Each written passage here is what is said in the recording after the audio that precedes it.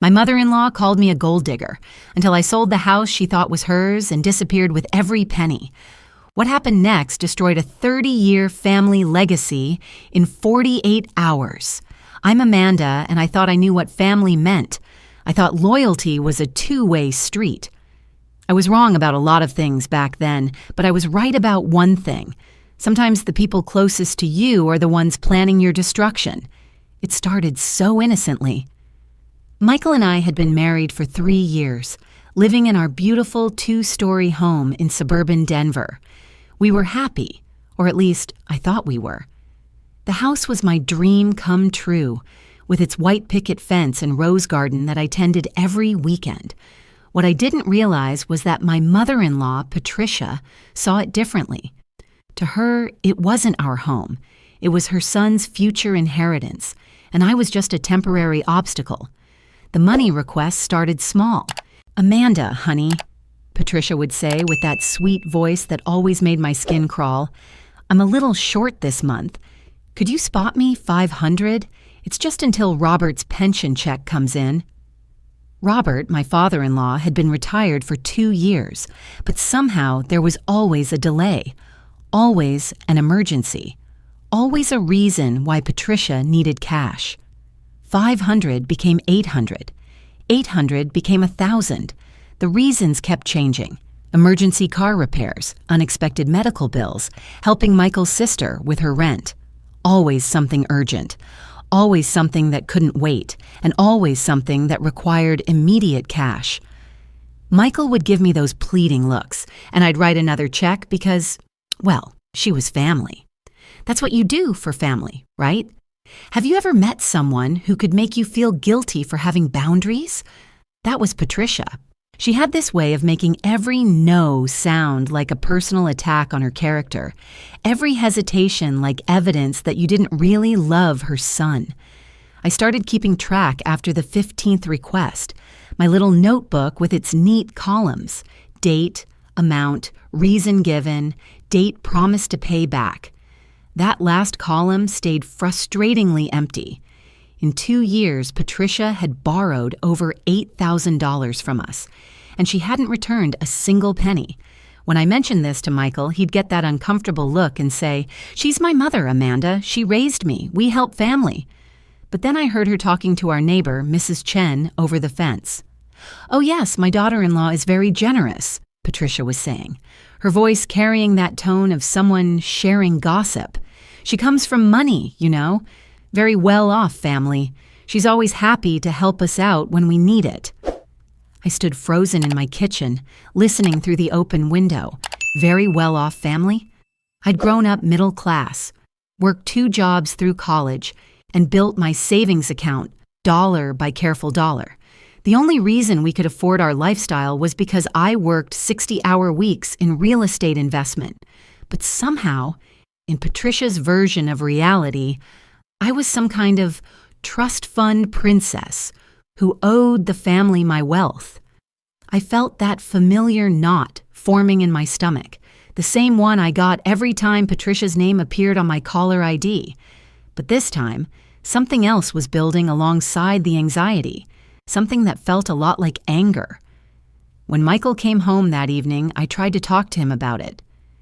"Your mother is telling people I come from money," I said, showing him my notebook with all the loans recorded. "She's borrowed $8,000 from us, Michael. $8,000, and she's never paid back a cent."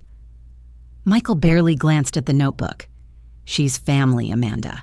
Family helps family. Besides, it's not like we can't afford it."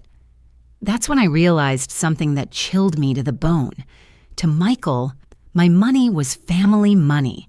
My savings, my investments, my carefully planned financial future, all of it was just part of the Thompson family assets. I wasn't a partner. I was a resource. The breaking point came 3 weeks later. I was at the mall treating myself to a rare shopping afternoon when I spotted Patricia at the Louis Vuitton store. She was admiring a handbag, a beautiful buttery leather piece that I recognized from their window display. The price tag read $3,000. I watched, hidden behind a pillar, as Patricia pulled out her credit card and made the purchase without hesitation, $3,000 on a purse, while she'd been calling me about emergency grocery money just days before. I confronted her in the parking lot. "Patricia!" I called out, walking toward her Mercedes. Another purchase I was apparently helping to fund. Nice bag. She turned, and for just a moment I saw something flash across her face. Not guilt, something more like irritation at being caught. "Oh, Amanda, what a surprise. I was just treating myself for my birthday." "With what money?" The question came out harder than I intended. Patricia's expression shifted into that familiar wounded martyr look. "It's my son's money anyway, dear. What's his is mine, and what's yours is his. That's how families work." That's how families work. The words echoed in my head as I drove home. According to Patricia, I wasn't Michael's wife. I was the family bank account. Everything I'd worked for, everything I'd saved, was just community property in the Thompson family empire. That night, I told Michael I was done.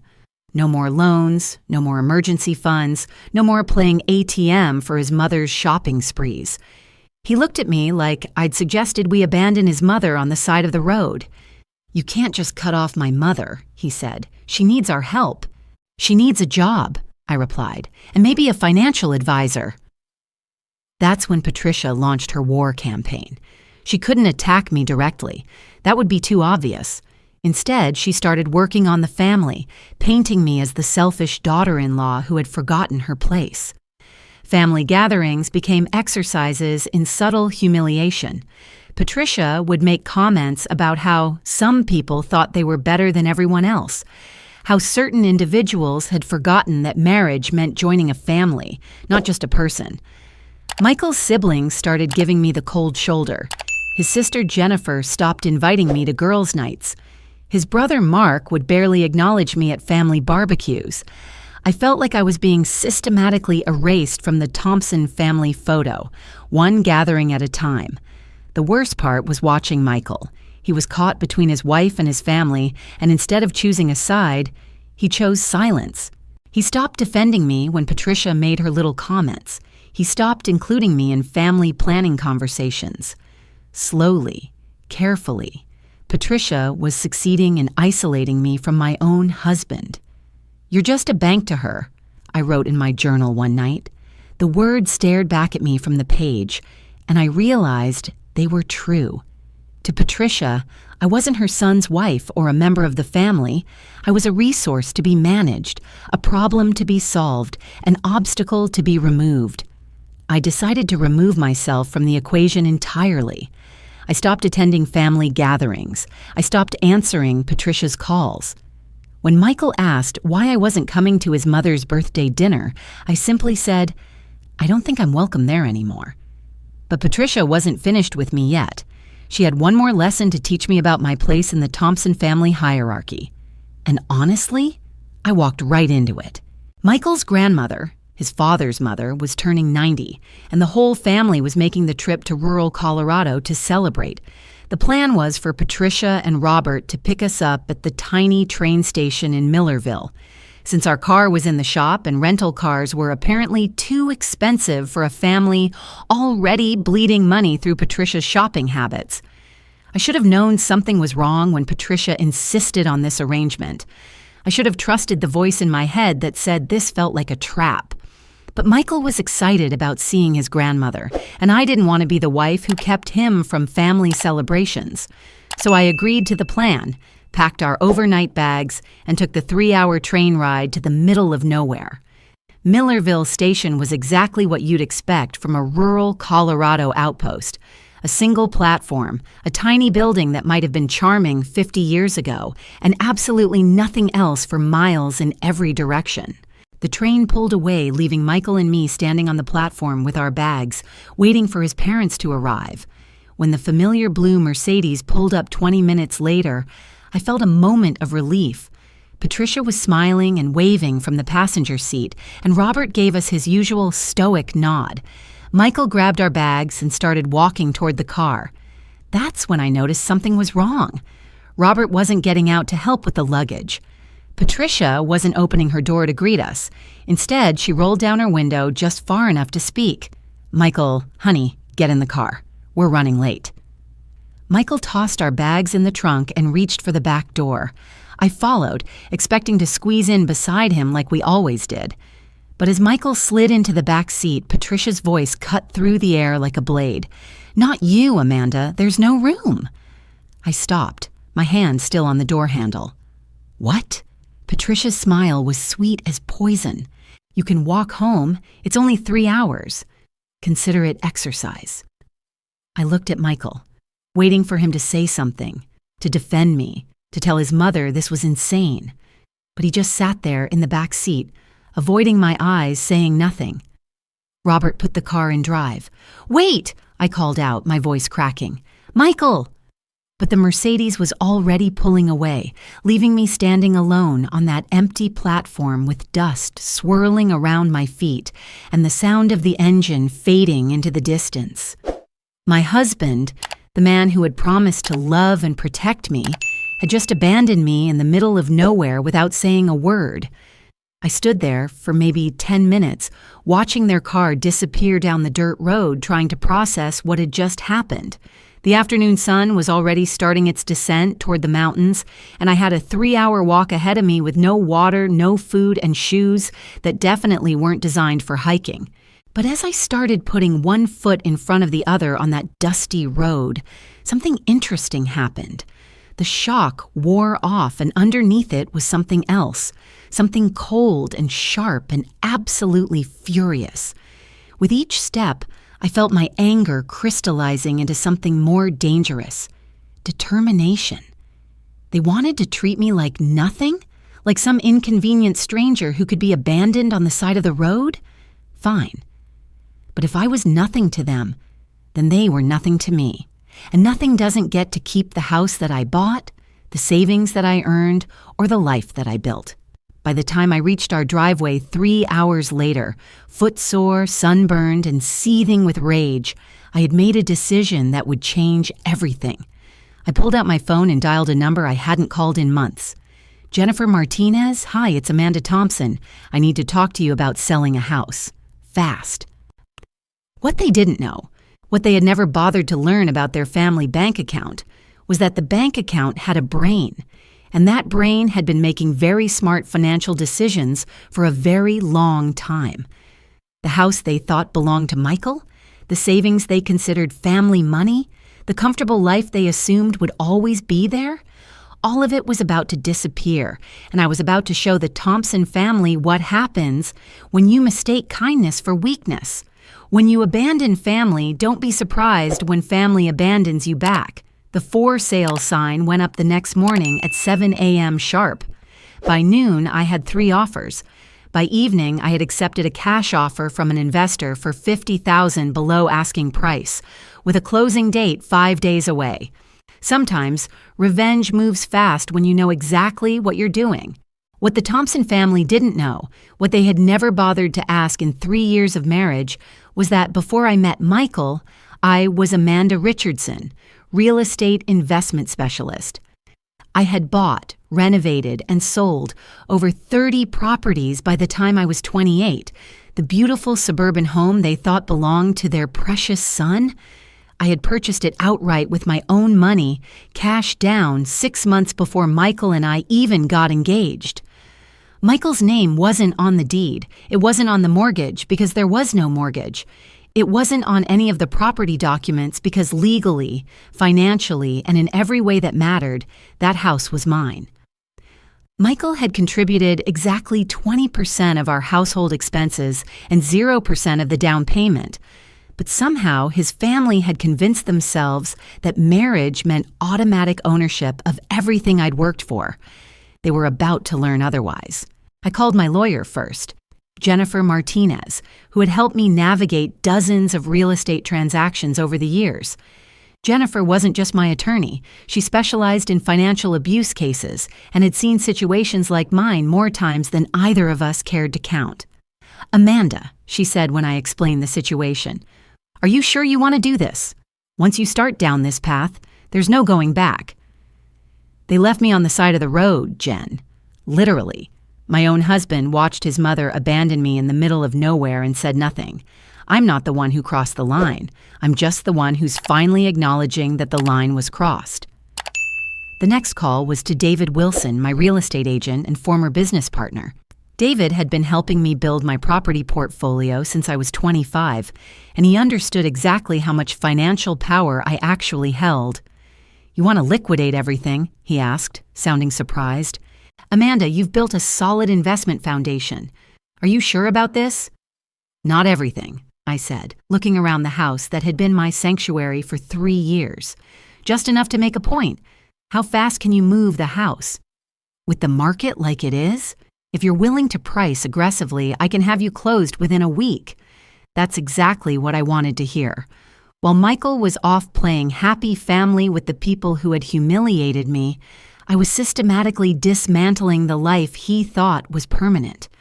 I packed everything that belonged to me, which turned out to be about 90% of our possessions: the furniture, the artwork, the kitchen appliances, even the gardening tools for my beloved rose garden, all purchased with my money, all legally mine. Michael's belongings filled exactly 3 boxes. 3 boxes for a 32-year-old man. That should have told me everything I needed to know about who was really supporting whom in our marriage. I arranged for a storage unit for the things I wanted to keep and an estate sale for everything else. The buyers were getting a fully furnished house, and I was getting a clean slate. By Thursday evening, I had transferred the house sale proceeds, $450,000, into a private account that only I could access. Friday morning, I drove to the bank and closed every joint account we had shared. Credit cards that Michael thought were ours, but that had been issued based on my credit score and income, canceled. The car insurance, homeowners insurance, and all the other little financial threads that wove our lives together, severed one by one. Do you know what it feels like to erase a marriage in 48 hours? It feels like surgery without anesthesia, necessary but excruciating. With every account I closed, every document I signed, I felt like I was cutting away pieces of my own heart. But sometimes you have to amputate the infected limb to save the body. By Saturday afternoon, I was sitting in a fully furnished 1-bedroom apartment in Phoenix, Arizona, watching the sunset paint the desert mountains purple and gold. My phone had been buzzing constantly for hours, but I hadn't answered it. I knew what those calls were about. Michael had come home. Finally, around 8 p.m., I picked up the phone. Michael's voice was frantic, higher pitched than I'd ever heard it. "Amanda, what have you done? The house is gone. There's a sold sign in the yard and all our stuff is gone and the bank says our accounts are closed and I did exactly what your family did to me," I said, my voice steady as stone. "Nothing." "What do you mean, nothing? You sold our house." "I sold my house, Michael. Check the deed if you don't believe me. Check the mortgage documents. Check the property tax records. My name, my money, my house." There was a long silence on the other end of the line. I could practically hear his brain working, trying to process the reality of our financial arrangement for the first time in 3 years. "But we're married," he said finally, his voice small and confused. "What's yours is mine, right? That's what marriage means." I laughed, but there was no humor in it. "Is that what marriage means, Michael? Because your mother seems to think what's mine is hers. Your family seems to think I'm just the community piggy bank. And you seem to think standing by silently while your wife gets abandoned on the side of the road is what marriage means. I didn't know she was going to." "You knew exactly what she was going to do. You got in that car, Michael. You didn't hesitate, you didn't protest, you didn't tell your mother that leaving your wife stranded was unacceptable. You chose them." Another long pause. Then, "Where are you?" "Somewhere your family can't find me." "Amanda, please, we can work this out. Mom didn't mean—" "Your mother abandoned me in the middle of nowhere and told me to walk home for 3 hours. What part of that didn't she mean?" "She was angry about the money thing. She felt like you were trying to cut her off from her own son. Her own son, I repeated slowly. Michael, let me ask you something. How much money have you personally given your mother in the past 2 years? We don't keep track of... I do. I keep track of everything. $8,340. Every penny came from my accounts, my income, my savings. You contributed $0 to your mother's emergency fund because you don't have any money to contribute. The silence stretched so long I thought he might have hung up. The house sale money, he said finally. You can't just keep all of it. I live there too. I helped with... You helped with what exactly? The 20% of utilities you paid? The groceries you occasionally bought? Michael, I have every receipt, every bank statement, every financial record from our entire marriage. Would you like me to calculate exactly how much of that house sale money you're entitled to based on what you actually contributed? You can't do this to me. I'm your husband. You were my husband. Husbands don't abandon their wives on train platforms. Husbands don't let their mothers treat their wives like ATMs. Husbands don't choose their family of origin over the family they promised to create. But even as I said the words, even as I felt the satisfaction of finally standing up for myself, there was something hollow about the victory. I had won. I had proven my point, reclaimed my power, and shown the Thompson family exactly what I was capable of. So why did I feel so empty? The answer came 3 weeks later, when Jennifer called with news I hadn't expected. Amanda, I've been doing some research into your mother-in-law's financial situation, she said. There's something you need to know. What kind of research? The kind that involves court records and bankruptcy filings. Patricia Thompson isn't just bad with money, she has a serious gambling addiction. She's been hiding debt for years. I sat down hard in my new apartment, staring out at the alien landscape of Arizona while Jennifer explained what she had discovered. Patricia's emergency money requests weren't just selfish shopping sprees. They were desperate attempts to cover gambling losses that had spiraled completely out of control. How bad? I asked. Bad. She mortgaged Robert's house without telling him. She's maxed out credit cards in Michael's name. Apparently, she's been using his social security number for years. The family is about to lose everything. And Michael doesn't know? From what I can tell, none of them know the full extent of it. She's been playing a shell game with their finances, robbing Peter to pay Paul, using your money to keep the whole house of cards from collapsing. I felt something crack inside my chest.